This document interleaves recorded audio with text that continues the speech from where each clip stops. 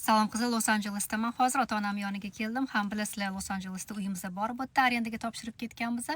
Eski arendatorlar ko'chib ketishdi. Mana endi yangi arendatorlarga tayyorgarlik qilyapman.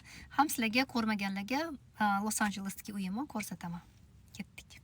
Tak, mana garajimiz. Qizlar, bu mana uyimga kirish. Los Anjeles yaxshi rayonida joylashgan uyimiz, Calabasas rayonida. Bu Holmeda joylashgan uylar. Hozir ko'rsataman ichkariga kirib. Voy, kaltimni oldimmi yo'q? Mana bu yerda basseynlari ham bor. Ota-onam bilan birga keldik. Mana buni to'g'rilab qo'yishibdi-ku. Ha, men aytdim-ku, kelishsin bolalar ham deb. Ha, mana shu kelib cho'milishsa yaxshi bo'lardi. Qaytangacha bitta joyga borgandan ko'ra shu yerda qolish kerak.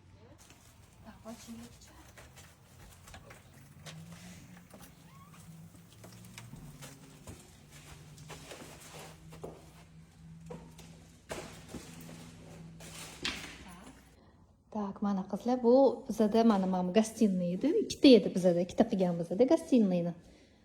Bu ham mana zal. Mana bitta yana bitta gostiniyga o'xshagan narsa.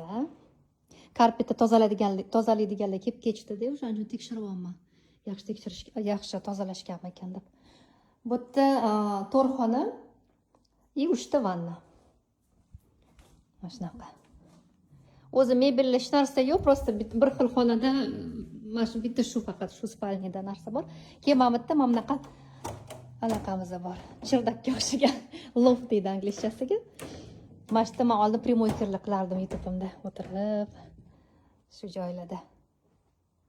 Mana. Endi xudo xolasa yana 2 yil qoldi.